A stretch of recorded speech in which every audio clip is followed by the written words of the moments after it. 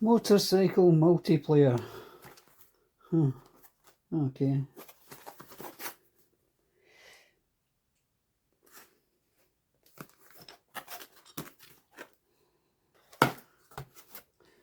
Oh, motorcycle player. There we go. Alright, so that's instruction.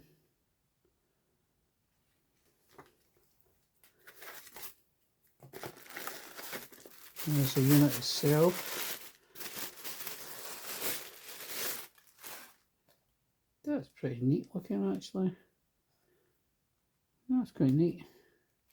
The RAM type fitting. And then under here is just the cables. In fact, that's a camera. That's one of the cameras. Gotta look at one of the cameras. These are 1080p. They're not 4K, which I wouldn't expect them to be 4K anyway. But yeah, the lens is a decent. See that? The lens is actually a decent size. So yeah, we'll see.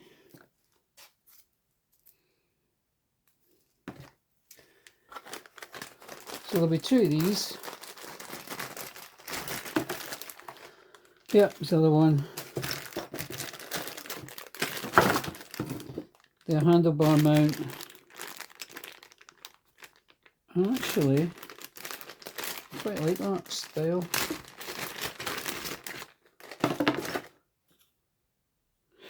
So it's that's probably giving you an option of mounting it higher.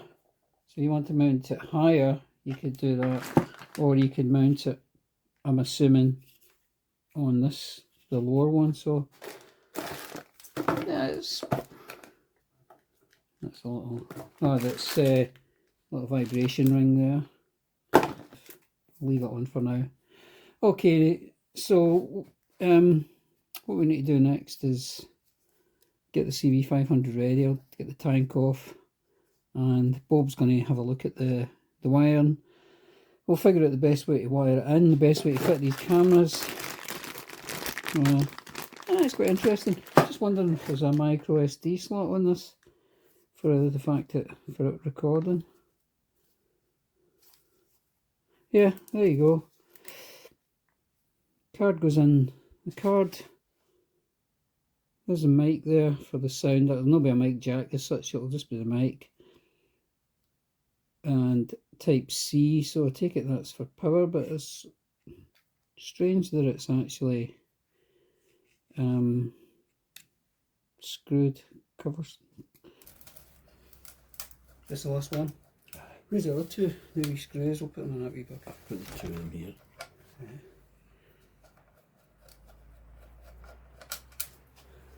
So we're looking for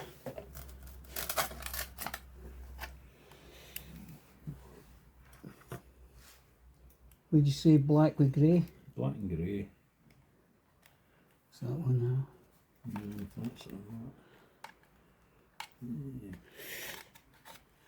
By here, Yeah, it's going to be here somewhere. Oh, there's bound to be one in here somewhere. I'm saying it's black and grey. It's very, very hard to tell off the wiring diagram, but Well, there's certainly a grey there. You could test it with a I mean, that's a lamp. millimetre. Lamp or something. But there's a grey. I might be able to see this.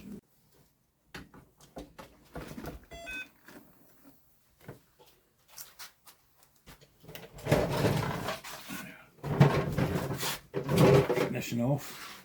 Yeah.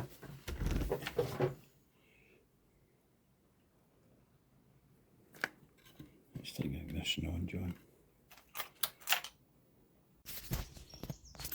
So the way I've done this is I've soldered in two tails here, positive and an earth, and run the cable through the headlight. I'll tidy this up, but basically up to here, and that should actually power the unit. Let's get the ignition on. Fingers crossed anyway, it's some. Oh, there you go. Yeah. Yeah. So I'm not worried about these menus. I'm pretty crap at these things. I'll need to study it a little bit, but basically the power's gone to the unit. I now have to just feed in and mount the two cameras. The back camera here, I'm thinking about just maybe putting it underneath the rack, under here, like this somehow. I'll figure it out. They don't look the best mounting, so they've got sticky pads which I'm not going to use because they'll just fall off. And I've got these two wee screw holes, so maybe try and make up bolts or something for them. The front one's going to be a problem, I don't really know. It's not like it's got a fairing or anything, this bike. So I'll have a wee think about it and see where I can mount it. This is a little bracket I've ended up making. Just very simple. And I'm going to bolt it here because it just gets a bit messy when I'm trying to fit them in different places around here. And I wanted bolts rather than sticky pads. It's just for security. So it's going to go in there and it'll work fine. Full installation is we have the front camera, fairly discreet here, the head unit, which is adjustable, and it means I can still see the full dash here. Cables, I still have to clip them up yet, but that's fine.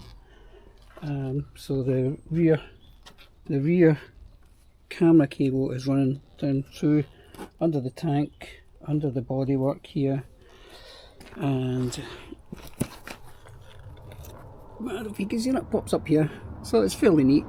It's not in the way of anything, and secure it with a bracket and bolts again, just to make it so that it's fairly solid there. And now we can try it on the road and see what it's actually like.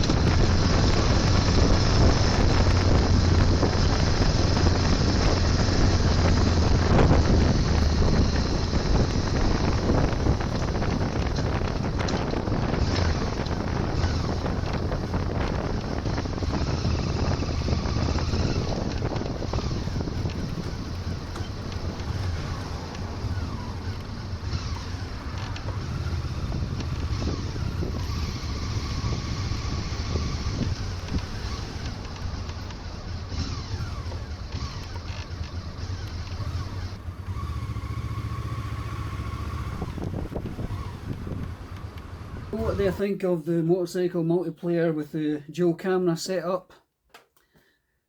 I think it's an okay system. It's handy. I use the bike for everything, so having the navigation, I can just about make out the arrows and the little red time limit on it, so I can get an idea of where I'm going. The screen's pretty small, but you know, my eyes aren't the best, but I can make it good enough to get me there. Camera wise, it's handy to have cameras front and back. They're not great quality, I have to say that. You can just about make out car registrations if they're close to you, or if you're going slow enough, which is probably okay. But yeah, I mean, for £75, it's not a bad deal, I don't suppose. I think what I might do is I might actually send it back and get a higher quality one and see if there's a difference in that. Okay, I hope that was of interest to you. Take care of yourself, and I'll catch you in the next video. Bye for now.